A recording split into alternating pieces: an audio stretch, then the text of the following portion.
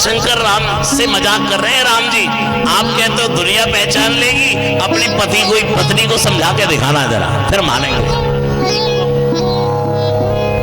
शंकर जी ने दूर से ही प्रणाम किया। जय सच्चिदानंद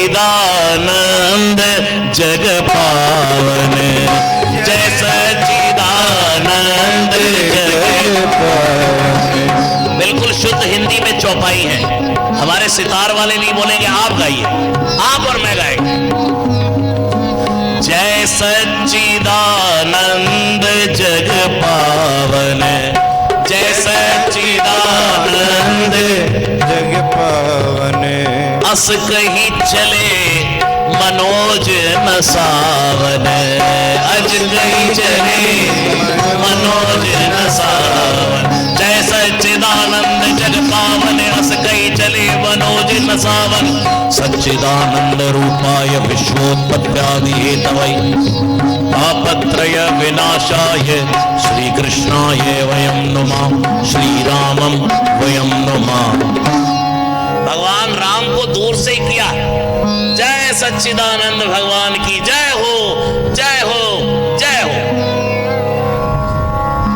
सती माता ने कहा सच्चिदानंद में 3 अक्षर होते हैं, सत्य प्लस चित एंड प्लस आनंद।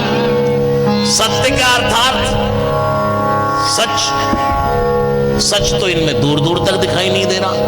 संसार माया है और रो रहे हैं, हाँ पत्नी के विरह में सीता सीता सीता, ये सच्चिदानंद है।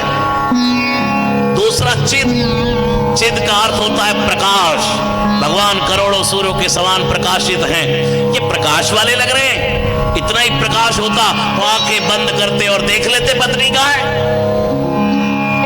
और तीसरा आनंद, ये आनंद दिखाई दे रहा है तो रो रहे हैं, हाँ सीता सीता, वाह वाह करके रो रहे हैं। भगवान शंकर ने कहा देवी संशय मत करो।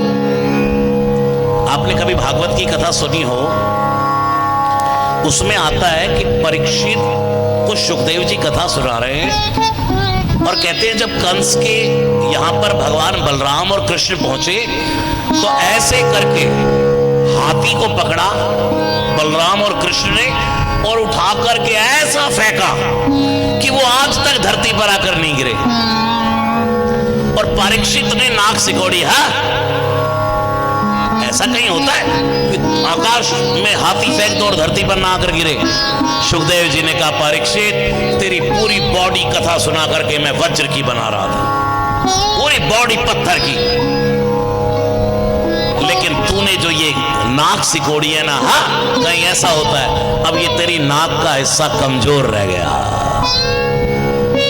और आप देखिए भागवत की कथा का जब विराम होता है तो जो सांप ने आकर के डसा ना परीक्षित को, पूरी बॉडी पर डसता रहा, परीक्षित का बाल बांका नहीं हुआ, लेकिन नाक पर जैसे ही डसा बस।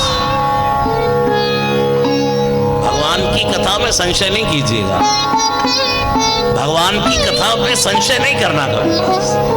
भगवान करतुम अकर्तुम अन्यथा अकर्तुम है, बिन पद चलई सुनई बिन काना, कर बिन कर्म करई विद नाना, आनंद रहित सकल रस भोगी, बिन वाणी वक्ता बड़ जोगी, तन बिन परस नयन बिन देखा, ग्रहि घान बिन बास विशेषा। शंकर भगवान सावधान कर रहे हैं, देवी 7 फेरे लिए मैंने तेरे साथ, कुछ लाज न करो, संशय मत। क्या क्या गुरु है शंकर। ऐसा ही एक प्रसंग हुआ सुग्रीव के साथ। जब राम जी और लक्ष्मण जी आए तो सुग्रीव ने हनुमान जी को भेजा गुरु को कि जाओ जाकर के पता लगा के आओ कि सच में कौन है। और सती ने क्या कहा, अच्छा ये भगवान है तुम्हारे? बोले हाँ, सोई मम इष्ट देव रघुवीरा। अगर तुम्हारे मन में अगर देवी कोई संशय है तो जाओ जाकर के परीक्षा ले लो। अब शंकर जी ने तो मजाक में कह दिया कि मैं कहूंगा तो मान जाएगी, लेकिन सती माता कलयुग वाली पत्नी है इस समय।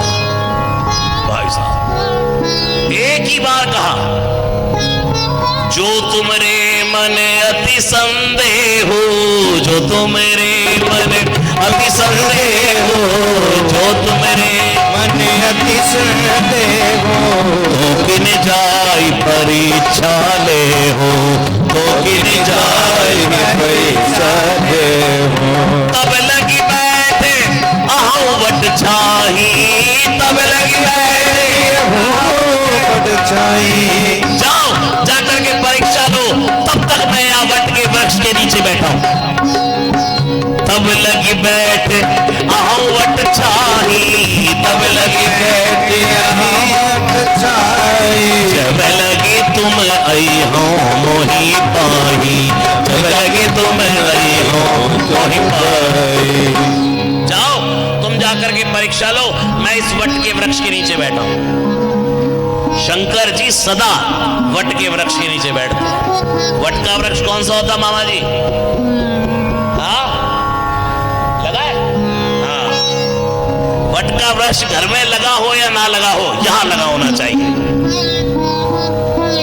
वट अर्थात विश्वास। पति और पत्नी के रिश्ते में वट का पेड़ हृदय पर लगना चाहिए। वट विश्वास अचल निज धर्मा,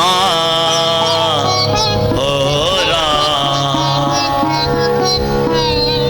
शंकर जी कभी भी बैठेंगे वट के आसन के नीचे, वट के वृक्ष के नीचे, क्योंकि शंकर स्वयं कौन है? विश्वास।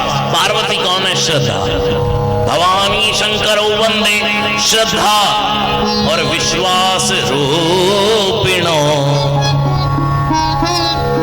अब पार्वती माता, सती माता ने कहा परीक्षा लेने क्या मैं अकेली जाऊंगी? आप तो चलिए। शंकर जी ने कहा बीमारी अगर पत्नी को हो तो इतना तो हो सकता है कि पति पत्नी को डॉक्टर के पास ले जाए, लेकिन इंजेक्शन तो पत्नी को ही लगवाना पड़ेगा और दवाई गोली तो पत्नी को ही खानी पड़ेगी। तो बीमारी तुम्हें हुई है संशय की, तुम जाओ जाकर के परीक्षा ले लो।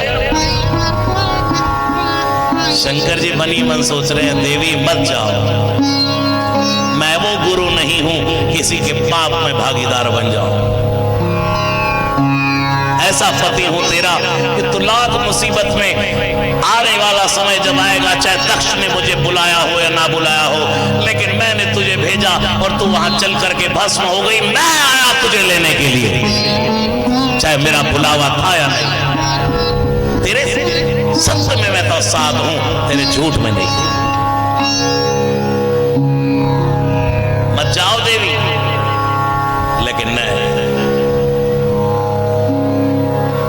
भगवान शंकर बैठ गए वट के वृक्ष के नीचे। और देखिए शंकर जी जब बैठते हैं ना तो खाली नहीं बैठते, अपनी माला निकालते हैं। राम राम राम राम राम, बोलो राम राम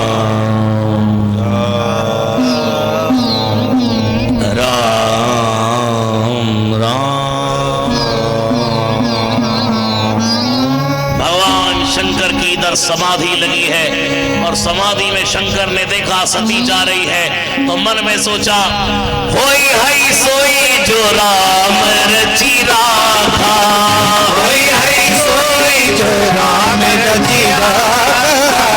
जिंदगी में टेंशन से दूर होने के लिए इस चौपाई को याद कर लीजिए।